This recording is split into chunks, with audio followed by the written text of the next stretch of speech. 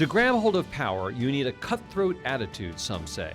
Daniel Lubetzky has made a name for himself doing just the opposite. Lubetzky has sold 2 billion snack bars since he founded Kind in 2004. Meanwhile, the Kind Foundation has turned the company's name into a mission, giving resources and mentorship to students around the world. In 2015, President Barack Obama named Lubetzky a presidential ambassador for global entrepreneurship. He's here to tell us how to build a company and a brand on kindness without sacrificing the bottom line.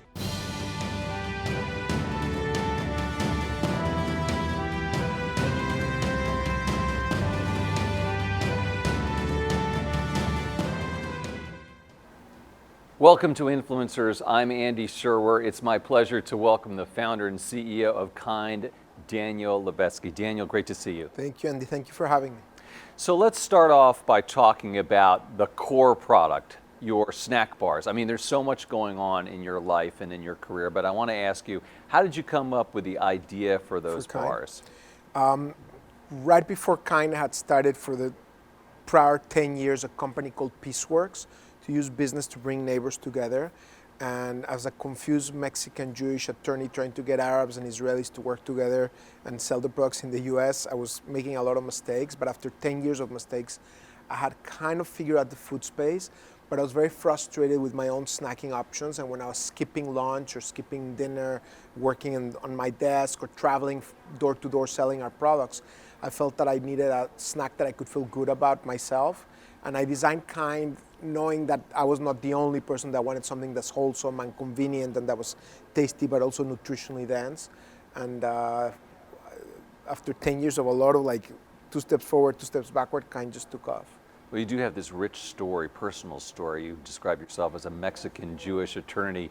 You grew up in Mexico City. Tell us about that. Yeah, I was born in Mexico. My dad had immigrated, I guess, 25 years before from Europe. He was liberated by American soldiers from the Dachau concentration camp, and then afterwards he was a refugee, and he came to Mexico because he had nowhere else to go, and he had an aunt and an uncle that had, right before the war, escaped to Mexico. So he and his father were able to reunite with them, and he didn't speak Spanish or English. He only had a 3rd grade education, so he educated himself and eventually built a pretty decent business. And I was raised in an immigrant Jewish community within a country that's primarily Catholic, so we were always a minority. But my mom, who came from Tampico, where I think they were the only Jewish family in cattle country, and my grandfather had immigrated the generation before from Poland. He was a cattle farmer in Mexico. So we were ranchers in Mexico. Made sure, my mom, that we really built bridges and learned to treat everybody with respect and humanity. And both my mom's lessons and my dad's experience and their personalities made me really committed throughout my life to try to build bridges and prevent what happened to my dad from happening again to others. We came to the US when I was 16 years old. Your father was a Holocaust survivor, and I think you talk about an act of kindness, surprisingly, that he felt in the concentration camp when he got some food from someone. Yeah, there were many moments that he shared with us of the horrible atrocities that he went through, and how a child or a human being should never have to go through that. But there are also many moments of courage and kindness amidst that darkness that he remembered, and made sure for us to remember that not every German was bad, and not every human being anywhere, even in the darkest moments, has to accept tyranny. And this German soldier, when people were not looking, threw a potato by my dad's feet. And he could have been punished or harmed for doing that, but my dad felt that helped him not sustain himself only with nutrition, but also the fact that that man had looked into my dad's eyes and seen his humanity, I think helped my dad carry on. It's an amazing story. I've never heard anything like that before. There's some tougher ones. I bet. It's amazing to think that you grew up listening to those stories. They must have really informed your experience as a child. Yes, and even today, and you and I were talking before about the world and the way we see it, and I think I was definitely shaped by, as a little kid, learning about not just the horrors, but also the courage during those difficult times. And it's very much what guides me to never accept things the way they are and to do whatever I can and not wait for somebody else to do it, to try to build those bridges and try to make sure that we don't take for granted democracy or freedom or rule of law. These things that, coming from Mexico and having been the son of a Holocaust survivor, I really cherish in America, that essential element of civility and that essential element of kindness and respect that really underpins the social fabric of what makes America great. Truly, that ability of people with differences to be able to forge together, forge common ground and solve things together is what I think has made this nation so amazing, and we really shouldn't lose it. We really don't want to take any of these things like rule of law, freedom of the press for granted. We need to invest in them. So tell us about how you went from a child in Mexico City to the United States to ultimately Stanford Law School. So I was in a Jewish school in Mexico, very homogeneous. I went to San Antonio, Texas. My father had by then built a pretty successful duty-free business on the border between Mexico and the US in partnership with 4 other Holocaust survivors. So it's almost like a stereotype or joke, but these 5 guys that were fighters built a very successful business. And we moved to Texas to be closer to my dad. And in Texas, I was in a public high school and very, very diverse. Almost like those movies that you watch in Hollywood where as kids I used to watch those movies and like, that's just Hollywood, that cannot be real, but it was real with those gigantic pep rallies in Texas, and we're all like Friday Night Lights. Very much like that, and very much all those stereotypes of like the punk kids and the rapper kids and the drama kids and the jocks players, and the Right. preppies. And I didn't understand that there were all these subgroups. I thought they were all one. So one day I would come dressed like Michael Jackson, and the other guy was dressed with a polo shirt. And one day I would sit down with the black kids, and the other one with the white kids and the Hispanic kids. And one day this girl, Amber Alonso, came to me, and she's like, and she was a punk girl who I had a kind of a crush on.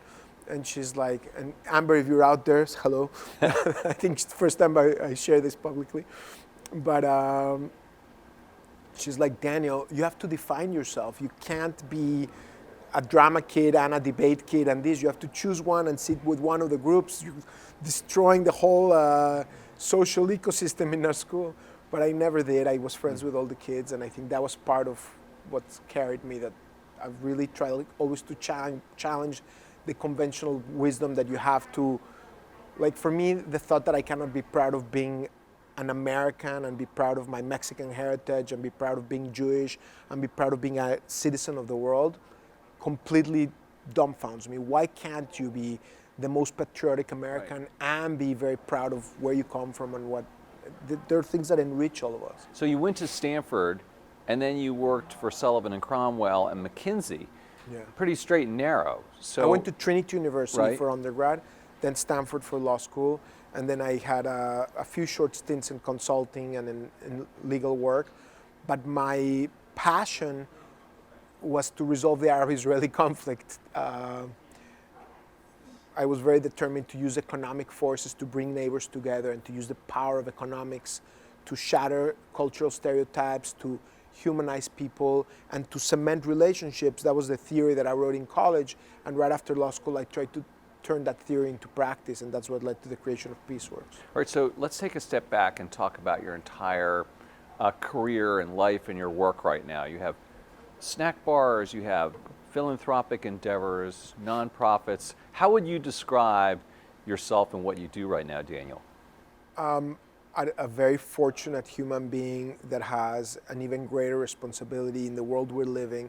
I feel like I'm in a very weird situation where my father went through one of the greatest horrors in history. I've had like an incredible life in a nation under peace. I have the opportunity to have an education from my parents. I've been so blessed, and then now I'm seeing in front of me the rise of totalitarianism in America, not just threats of the ones of the nature that I shared about against the rule of law, or about meritocracy or democracy or freedom of the press and all these things, but also in the industry that I work in, rising obesity, rising inflammatory diseases because of what we're putting in our bodies, all the unhealthy stuff that we're putting in our bodies rather than healthful ingredients. So I feel like I have a lot of weight on my shoulders. I'm very blessed to have a beautiful family. And when people ask me how you're doing, like personally, I'm doing great. I'm so blessed to have an amazing family and kids and wife and an incredible team to work with. But I'm really terrified about what is ahead of us. I'm really, really concerned that across the world there's this arch of totalitarianism. Yeah, go to dinner for me, it'll be a lot of fun. People that like must be hanging out, like, oh my God, this guy's a little heavy duty. But I really do feel an extra responsibility to do everything I can to try to prevent what happened to my father from happening to society again in the coming decades. And then not to mention the environmental challenges and plastic in our oceans and climate change. I think we have, you have 2 kids, I have 4 kids. What are we going to inherit to our children? I think we have a lot of work to do. I want to drill down on sort of each one of the things that you're working on. Let's talk again, though, about the snack bars. Sure. Talk to me about that business. How is it doing? How big is it now? Are those bars healthy? There was some blowback about that, of course, and the state of that business. Yeah, so Kind bars are doing really well. We are one of the leading, we basically disrupted the nutrition bar space and created a healthy snack bar category, and we're the leaders in that category or in that segment. How did you get so big? I mean, all of a sudden they were just everywhere. Did you Yeah. have to spend a lot of money in promotion? No, the interesting thing about the way Kind grew is that it was just really organic. Like people just loved the product. They saw the transparent wrapper. They saw the products that they were getting. It was very straightforward that they knew what they were putting in their bodies, and it's still among the top 10 nutrition bars. We're the only one that can make that Kind promise that we lead with ingredients that you can see and pronounce, that are nutritionally dense, that are whole ingredients recommended for daily consumption, like whole nuts, heart healthy almonds, whole grains, whole fruits. Of the top 10 nutrition bars, every one of our competitors leads with date paste or brown rice syrup or organic tapioca syrup, all basic forms of sugar. That's why a Kind dark chocolate nut and sizzle, which is a leading bar in our portfolio, has 5 grams of sugar, and every one of our competitors, every single one of our leading competitors has 2 to 5x more sugar than a Kind bar. So their leading products have anywhere between 13 grams and 27 grams. And Are Kind bars healthy, do you think? it's healthier to eat raw almond or fruit, but yes, out of packaged foods is probably one of the most healthful products, and that's why we have a nutrition collective with over 5,000 nutritionists that self-report that they recommend Kind bars. And if you ever go to the nutrition conference, Kind is like a poster boy for what they would like to advocate in terms of nutrition. How big is the company now? We have about 700 team members. Mm-hmm. We are in several 100,000 stores, and we don't share our sales because it's a privately held company, right.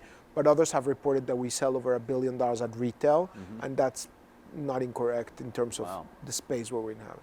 From nothing, how many years ago? From $10,000, and Peaceworks.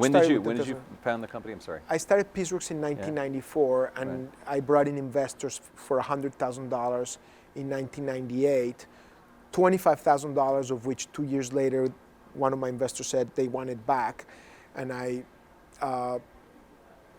was in a very tough position, but I didn't want to have an investor that wasn't happy, so I gave them back their money, and I skipped my salary for a few months. And then my salary then was $24,000, and I was going door by door. And the first 10 years were not easy and not good and not overly successful. I thought I was being successful because in the scheme of things, how I saw it, but compared to Kind, it wasn't. And then when Kind was conceived, I wanted to do it out of Peaceworks so that my investors that believed in me would be able to benefit from that. And they did really well. Their $75,000 turned into tens of millions of dollars. Wow. And is it connected to the philanthropy? In other words, do you give a certain amount of the profits to your philanthropic endeavors, or how does that work? Yes, and more. So I personally do a lot on my own because I want the company to operate on its own in a very competitive way. But Kind itself has donated over $25 million in the last, between Kind and the Kind Foundation, we've donated over $25 million to several charities and to several projects.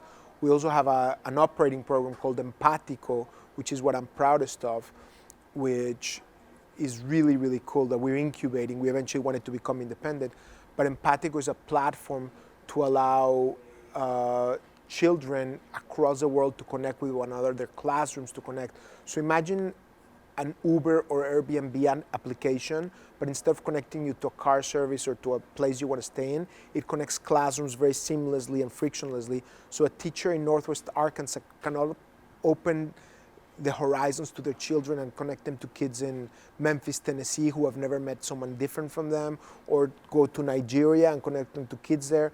And you can complete curricular courses together so that children are learning to navigate differences and solve things together. So if in third grade they need to learn about cartography, about mapping, they can actually connect the map for how to get to Northwest Arkansas to Nigeria and stuff. Or if they're learning about the weather, they can do it in a much richer way. But it helps them develop social emotional learning skills, helps them develop emotional intelligence and kindness and empathy. So while it's helping strengthen the kids, it also helps strengthen the world by helping people understand our connection. Is this for secondary schools mostly? And then how do they actually connect? Would a teacher connect with another teacher first to set things up and discuss things? Yeah, it's classroom to classroom. It's a technology platform. And we're starting with 7 to 11-year-olds because educators and scientists have found out that there's a sweet spot for emotional intelligence development, that if between ages 7 and 11 you expand people's horizons and let them understand the context they live in, they're more likely throughout their lives to have less prejudices than if your father or mother are telling you you are superior and you should kill the infidel. And if you are formed in isolation thinking that the other is a monster, you might carry those prejudices for the rest of your life. As opposed to being very proud of who you are, where you come from, and your religion, ethnicity, nationality, but also understanding that we're all human beings and that we have to solve these challenges together. Climate change is not going to discriminate and only hurt one or the other. It's going to mess us all up. So we need to find ways to work together. What about PeaceWorks? The original idea, how is that faring right now? Where does that stand? And I feel like I didn't do a fair job answering your earlier question about Kind. So there's one last thing when you said, are we helpful? Kind is the only snack company in the world that can say, at our scale, that can say that every single thing we make leads with nutritionally dense ingredients recommended for daily consumption by the dietary guidelines. And there was just a study last week in The Lancet about how food is now a leading cause of death, more than tobacco consumption, more than several other ailments. And it's a leading reason, not just because of what people are putting in their bodies, like trans fats and saturated fats and sugar and sodium, but because of what they're not putting in their bodies, leading with whole nuts and whole grains. This was in the Lancet study. We had nothing to do with it, but it really reaffirms our philosophy that people need to eat more whole fruits, whole nuts, whole grains, legumes, vegetables, and as much as possible, our philosophy is to find ways to disrupt categories and provide that in people's diets. So every single thing we make leads with nutritionally dense ingredients. Right. Sorry, I went back to the ad, but that's okay. Now tell us about PeaceWorks and where that stands. PeaceWorks, I founded it 25 years ago, and it's a very tiny company today. I have not given it the right attention. It still exists and it's still struggling along, but it sells in the entire year less than Kind will sell in 2 hours. But we want to change that. We've done 2 pilot projects to do like a PeaceWorks 2.0. We did a project in Jordan where Israeli cutting-edge agricultural technology was deployed to try to help make the desert bloom. And we were employing Syrian refugees and Jordanian Bedouins and some Egyptian farmers. And it was a very cool project, stunning in terms of qualitative stuff, but it did not survive. We had to wind it down. Just economically was not being able to be self-sustaining, but we're not giving up. We're in the process of mapping out a Peaceworks 2.0 version in partnership with the Jordanian kingdom, with the Hashemite kingdom, to try to, in a bigger scale and with all the lessons we have from our failures and mistakes, try this again and try to make the desert bloom and plant almond trees, plant crops from basil and other herbs and stuff, and then try to sell them across the Arab world and in Israel and maybe in Europe. I want to go back to the food business now, okay? Sure. My turn. When you talk about the problems that people have with what they're eating, and traditional food companies are under a lot of pressure right now. Do you think they're doomed? I mean, you keep seeing the mainstream publicly traded food companies having issues. The challenge that a lot of the large conglomerates have is that over the last 60, 70 years, they've gone to the lowest common denominator, and they've, a pound of refined flours or refined sugars costs you 25 to 37 cents. A pound of almonds costs you $2.85. A pound of other nuts costs you anywhere between, peanuts are a little bit less, maybe $1 or so, but most other tree nuts are $3 to $8. So you can understand why these companies are compelled to move to the cheapest ingredients, but we're paying for it at the hospital. We're paying for it as a society with the rising diabetes and obesity epidemic. And so it is necessary for the food industry to move on to provide more high quality products, but it is challenging because you want them to be affordable. And so you need to make choices and you need to find the right balance, but the balance that we currently have in society is not the right balance. 75% of packaged foods have sweeteners. That's not the scary part. The scary part is how so many of these sweeteners are hidden from sight and how so many of these sweeteners are prevalent and predominant in some products where you would expect them not to be. Don't you guys, aren't you looking to lobby the FDA or have been lobbying the FDA to change the way food is listed on labels? We filed a petition a month ago or so to update the nutrient content claims. The nutrient content claims are the ubiquitous messages in the front of package where you see great source of fiber, great source of calcium, 100% of your daily vitamin needs. And the problem with that is that the way the current regime works, it focuses on the quantity of a micronutrient rather than the quality of the overall food. So you can have sugar bombs that are basically just sugar supplemented with a vitamin, hiding and creating a health halo under that vitamin, but the consumer doesn't know that in order to get their 100% of vitamin C, they're also getting 64% of their total sugar recommended for that day in an enhanced beverage. And it exists in organic gummy bears where people think that because they're organic, they might be good for you, but it's just sugar. It exists in our industry in snack bars where you have products that have 30, 40% sugar, but people are expecting them to be helpful, but they're just really vehicles for sugar delivery, which is really not, it's part of the reason why your microbiome is not working, why inflammatory diseases are going crazy. These existing products that are leading with date paste that are not necessarily as bad as brown rice syrup or sugar, but it's still not as healthful as whole almonds, whole grains, whole fruits. Interesting. Shifting gears, I want to ask you what you think of President Trump's policy towards immigrants and Mexico. I think it's very misguided. I think we as a nation have not just the right, but the responsibility to protect our citizens. As a child who saw the war, well, from my father's eyes, and how my father was liberated by soldiers, it's not lost on me the essential importance that our armed services have in protecting our borders. I think we have the right to protect those borders. But to politicize an issue doesn't serve our nation. I know so many people that are, instead of coming to want to study to the United States, now they're going to Saudi Arabia or to Spain or to other places that are welcoming them. And we want to attract the smartest of the smartest. I think 40% of Fortune 500 CEOs or founders are either children or themselves immigrants. Immigrants or children of immigrants. 40%.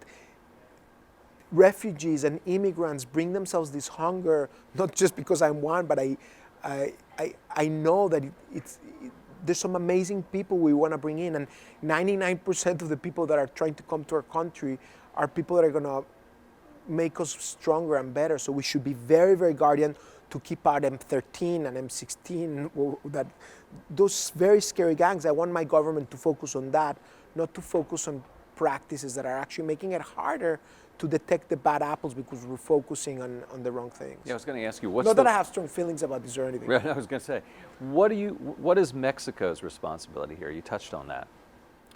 You know, I've not lived in Mexico for many years, and I feel very American, even though I'm proud of my Mexican heritage. I could not tell you the Mexican policy, but as an American, I can tell you that Mexico should be a partner to the US. First and foremost, what we should do is make sure that Mexicans have opportunities in Mexico so that they can develop that country, because otherwise, Central America even more, because a lot of the immigrants coming in now, Mexicans are not actually coming in anymore. It's Central Americans, where in El Salvador, in Guatemala, there's so much strife that a lot of people are escaping that, and some bad apples coming along. And so we want to be careful not to bring in the bad apples, but we're not bringing the good apples. So part of it is a partnership, but frankly, the US economy, the way it's right now, unemployment is at a significant low. We need immigrants. We need people to come in to help us build this economy.